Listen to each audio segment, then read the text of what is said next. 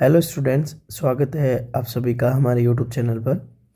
Students, जैसा कि आप सभी जानते हैं कि हमने इकोनॉमिक्स में money, banking, finance and insurance की शुरुआत करी थी। Money, banking, finance and insurance में सबसे पहले हमने मनी यानी कि मुद्रा की शुरुआत करी थी। स्टूडेंट्स, मैंने आपको बताया कि मुद्रा से रिलेटेड हमारे सिलेबस में ये 6 टॉपिक हैं।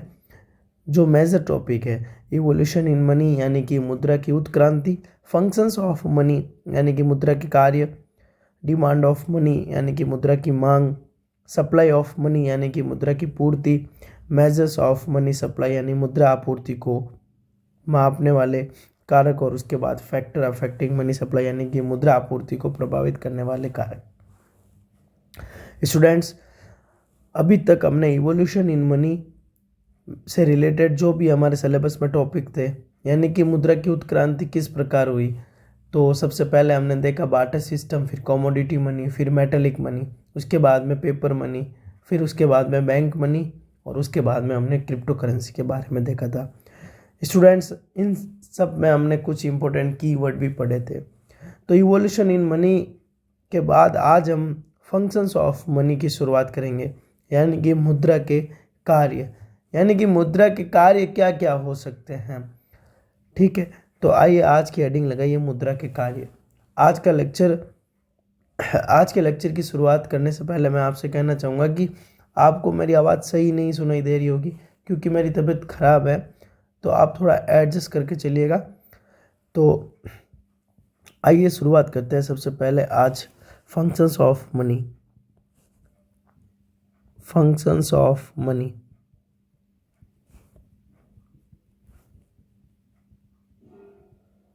हिंदी में लिखिएगा आप साथ में, मुद्रा या पैसों के कार्य,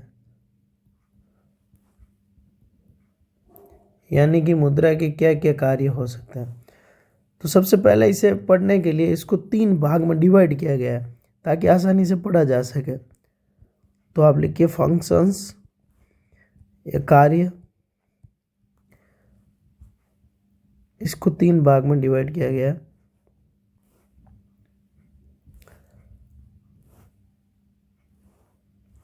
प्राइमरी फंक्शंस,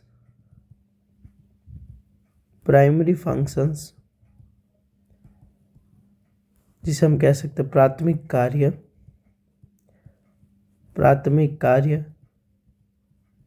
सेकंड है सेकेंडरी फंक्शंस, जिसे कहते हैं सहायक कार्य, और एक अन्य नाम कह सकते हैं हम द्वितीयक कार्य। और उसके बाद में कॉन्टीजेंट फंक्शंस,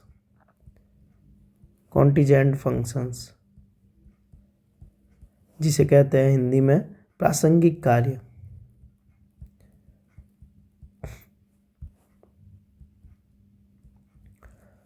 आइए तो अब देखते हैं कि फंक्शंस ऑफ मनी में सबसे पहले प्राइमरी फंक्शंस क्या क्या है, यानी कि मुद्रा के प्राथमिक कार्य कौन से हैं। तो सबसे पहले लगाइए हेडिंग प्राइमरी फंक्शंस। अब आप एक जनरल चीज खुद सोचिए कि मुद्रा के प्राथमिक कार्य क्या क्या हो सकता है। तो सबसे पहला हो सकता है मेजर्स ऑफ वैल्यू,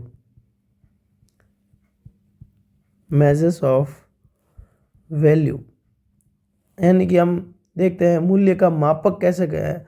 ये एक प्रकार का मूल्य का मापक है। कैसे कि ये वस्तु इतने रुपए की है, ये वस्तु इतने रुपए की है। अगर मुद्रा ही नहीं होती तो हम मापक नहीं कर पाते। तो सबसे पहला इसका प्राथमिक कार्य हो गया, मूल्य का मापक है। सेकंड लिखिए मीडियम ऑफ एक्सचेंज,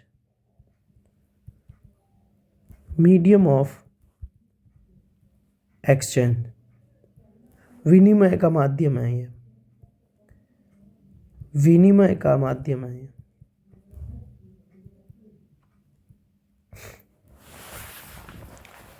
समझ रहे हैं आप यहाँ तक। प्राइमरी फंक्शंस में है मेजर्स ऑफ वैल्यू, और दूसरा मीडियम ऑफ एक्सचेंज, मूल्य का मापक और विनिमय का माध्यम। अब लगाइए सेकेंडरी फंक्शंस। Secondary functions.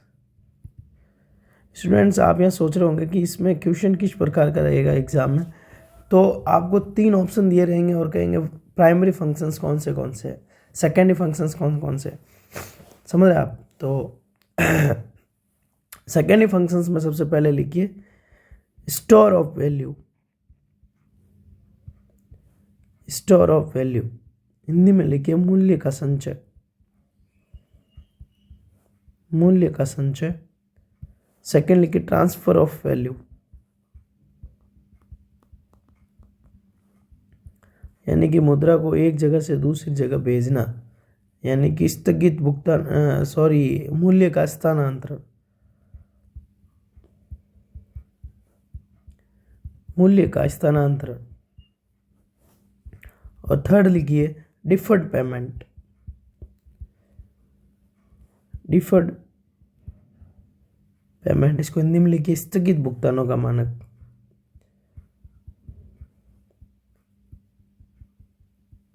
स्थगित भुगतानों का मानक ये क्या होता है? मान लीजिए एक मोबाइल है 20,000 रुपये का, तो एक तो आप इसका पेमेंट एक साथ में कर सकते हैं 20,000, एक इंस्टॉलमेंट में कर सकते हैं कि 5-5 हज़ार की 4 किस्त, 2500 की 8 किस्त। इन जो इंस्टॉलमेंट में आप पेमेंट करेंगे उसे बोलते हैं डिफर्ड पेमेंट। Deferred payment. तो प्राइमरी फंक्शंस में 2 फंक्शंस हैं, measures of value and medium of exchange. और सेकेंडरी फंक्शंस में 3 है, store of value, transfer of value, deferred payment, जिसे आप याद रखने के लिए रख सकते हैं STD, स्टोर, ट्रांसफर और डिफर्ड पेमेंट। आइए अब देखते हैं कॉन्टिजेंट फंक्शंस। तो थर्ड हेडिंग लगाइए कॉन्टिजेंट फंक्शंस।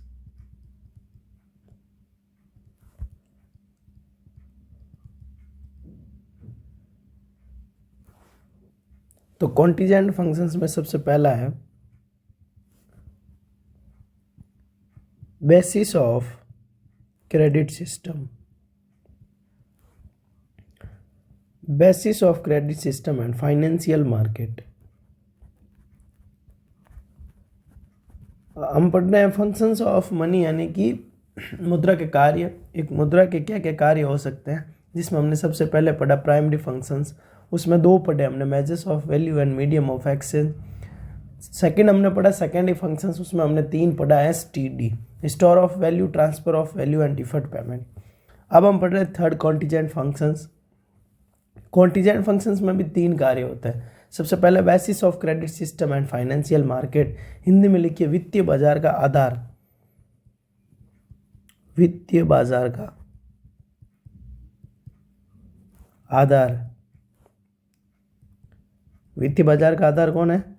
पैसा। सेकंड लिखिए employing factor of production. Employing factor of production, example land and labour. Hindi में लिखिए उत्पादन के कारक जुटाने में मदद करता है। उत्पादन के कारक जुटाने में मदद करता है। उत्पादन के कारक कैसे? जैसे मान लीजिए आपको एक फैक्ट्री लगानी है, उसके लिए लेबर चाहिए, लैंड चाहिए, उसके लिए आपको पैसों की ज़रूरत तो पड़ेगी, ठीक है। अब थर्ड लिखिए आप क्रिएशन। मान लीजिए आपको टैक्स पे करना है, आपके पास पैसे ही नहीं होते तो आप टैक्स कैसे पे करते हैं? तो आप यहाँ लिखिए creation and redistribution. Creation and redistribution of national income. Of national income, यहाँ हिंदी में लिखिए आप अमीरों पे ज़्यादा कर वसूल के, अमीर पर ज़्यादा कर वसूल कर, अमीर पर ज़्यादा कर वसूल कर राष्ट्रीय आय के पुनर्वितरण पर मदद। राष्ट्रीय आय के पुनर्वितरण पर मदद। तो स्टूडेंट कॉन्टिजेंट फंक्शंस 3 पढ़े हमने। वित्तीय बाजार का आधार है पैसा, उत्पादन के कारक जुटाने में मदद करता है पैसा, और अमीरों पे ज़्यादा कर वसूल कर गरीबों में बांटने में मदद करता है पैसा।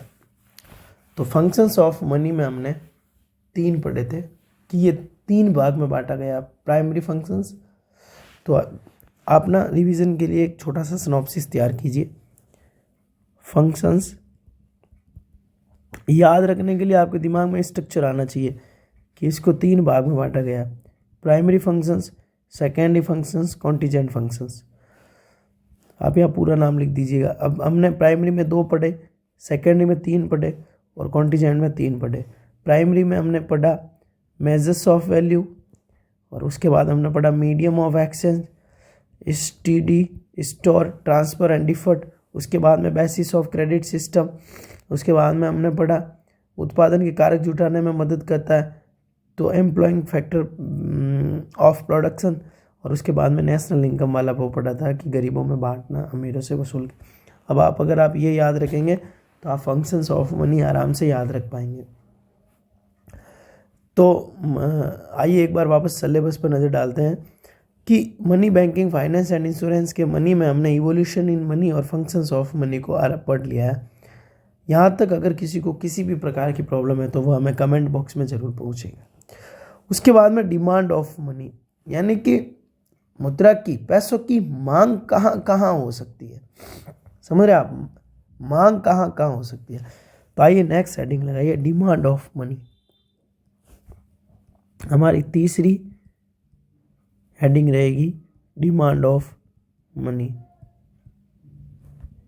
हिंदी में लिखिए आप, मुद्रा की मांग, मुद्रा की मांग। अब आप जनरल सोचिए कि हमें आम जीवन में पैसों की कहाँ कहाँ ज़रूरत पड़ती है। तो हमें मान लीजिए दूध खरीदने जाना है तो अभी हमें पैसे चाहिए होंगे। मान लीजिए जैसे मैं आज बीमार हूँ और मुझे दवाई लेने जाना है तो अभी मेरे को पैसों की ज़रूरत होगी। आज हर अलग अलग स्टेप पे अलग अलग पैसों की आवश्यकता होती है। तो डिमांड ऑफ मनी को समझने के लिए यहाँ पे आप एक देखिए, एक ब्रिटिश अर्थशास्त्री था, उसने डिमांड ऑफ मनी को समझने के लिए, ब्रिटिश अर्थशास्त्री जिसका नाम था जॉन मेयनार्ड केयंस ने अपनी एक बुक में इस डिमांड ऑफ मनी को विस्तार से समझाया है। तो हम इस अर्थशास्त्री को आधार मान के डिमांड ऑफ मनी को पढ़ेंगे। तो ब्रिटिश अर्थशास्त्री जॉन मेयनार्ड केयंस की किताब का नाम लिख लीजिए, the general theory of employment, interest and money. यानी कि जॉन मेयनार्ड केयंस की एक पुस्तक है the general theory of employment, interest and money, जो 1936 में प्रकाशित हुई थी। इन्होंने अपनी पुस्तक में डिमांड ऑफ मनी को विस्तार से बताया। तो उन्होंने अपनी इस पुस्तक में डिमांड ऑफ मनी को समझने के लिए एक थ्योरी दी जिसका नाम है लिक्विडिटी प्रेफरेंस थ्योरी, जिसे हिंदी में कहते हैं तरलता अधिमान। तो क्वेश्चन आप देखिएगा किस प्रकार आ सकता है कि लिक्विडिटी प्रेफरेंस थ्योरी किससे संबंधित है। तो डिमांड ऑफ मनी से। लिक्विडिटी प्रेफरेंस थ्योरी किसने दी थी? तो जॉन मेयनार्ड केयंस ने। लिक्विडिटी प्रेफरेंस थ्योरी का जिक्र कौन सी पुस्तक में था? तो general theory of employment, interest and money. ठीक है, अब आपको पूछ भी सकते हैं कि डिमांड ऑफ मनी से रिलेटेड कौन सी थ्योरी है? तो वो है लिक्विडिटी प्रेफरेंस थ्योरी। आइए उन्होंने इस थ्योरी में क्या कहा। तो केयंस ने अपनी इस थ्योरी के माध्यम से कहा कि किसी भी व्यक्ति को पैसों की जरूरत 3 उद्देश्य से हो सकती है। एक तो छोटा उद्देश्य, जैसे मैं जनरल समझने के लिए बताता हूँ, जैसे कि हम हमारे घर में देखते हैं, उनके अनुसार, अब मैं आपको हमारे डेली एग्जाम्पल से जोड़ के बताता हूँ। हम हमारे घर में देखते हैं कि मान लीजिए मम्मी का एक छोटा सा पर्स होता है जो मम्मी अपने डेली के ट्रांजैक्शन के लिए यूज़ करती है, पैसे उसमें रखती है। जैसे कि मम्मी को मान लीजिए मार्केट में सब्जी खरीदने जाना, फ्रूट खरीदने जाना, तो वो अपना छोटा पर्स अपने पास रखती है। उसके बाद मम्मी एक थोड़े ज़्यादा पैसे बड़ा पर्स अपने अलमारी में रखती है, अलमीरा में रखती है, ताकि कुछ बड़े खर्च आए, कुछ इमरजेंसी आए, जैसे मेडिकल इमरजेंसी हो या हॉलीडे ट्रिप पे जाना, किसी फेस्टिवल पे ट्रिप पे जाना, तो मम्मी उस पर्स में जो पैसे रखे हैं उसका यूज करती है। उसके बाद घर में होती है एक बड़ी तिजोरी जिसके अंदर बहुत सारे पैसे होते हैं, उसका कंट्रोल पापा करते हैं, जिसमें गोल्ड हो सकता है, ज़मीन के कागजात हो सकते हैं, कहाँ पे इन्वेस्ट करना, वो सब चीज़ें हो सकती है। आप समझ रहे हैं ना? यानी कि हमारे घर में भी पैसों की मांग के 3 अलग अलग आधार हैं, तो इनको अलग अलग नाम दिया है, बस उसी को कहते हैं लिक्विडिटी प्रेफरेंस थ्योरी। तो सबसे पहले जो मम्मी का छोटा वाला बटुआ है जो डेली के ट्रांजेक्शन के लिए, उसे उसको क्या नाम दिया गया? तो सबसे पहला नाम लिखिए आप लिक्विडिटी प्रेफरेंस थ्योरी में, transaction motive. Transaction motive Hindi में लिखिए सम व्यवहार उद्देश्य।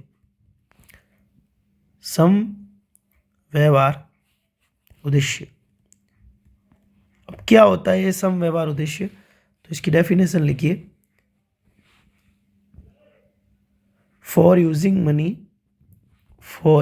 Money as medium of exchange for buying daily needs like milk, vegetable and fruits। यानी कि हिंदी में लिखिए, अपनी रोज़मर्रा की ज़िंदगी में चीज़ों को खरीदना। समझ रहे आप? यानी कि कोई भी आदमी अपने पास पैसों को 3 उद्देश्य से रख सकता है। सबसे पहले रोज़मर्रा की चीज़ें खरीदने के लिए। सेकंड लिखिए, अब आप सेकंड लिखिए। तो सबसे पहले हमने देखा है ट्रांजैक्शन मोटिव।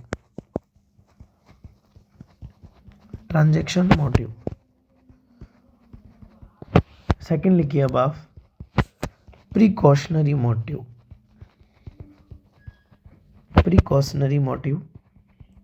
तो हिंदी में लिखिए आप इसको एहतियाती उद्देश्य।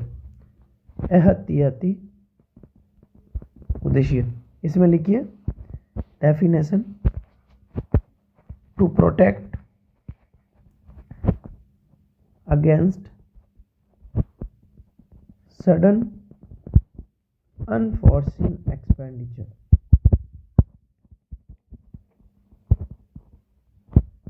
यानी कि अचानक खर्च के लिए। एग्जाम्पल लिख दीजिए इसमें मेडिकल और हॉलीडे ट्रिप।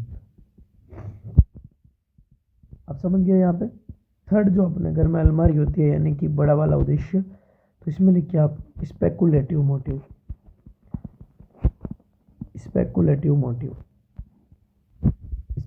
मोटिव को हिंदी में लिखिए आप सट्टा उद्देश्य। तो इसकी डेफिनेशन लिखिए आप hold cash to make best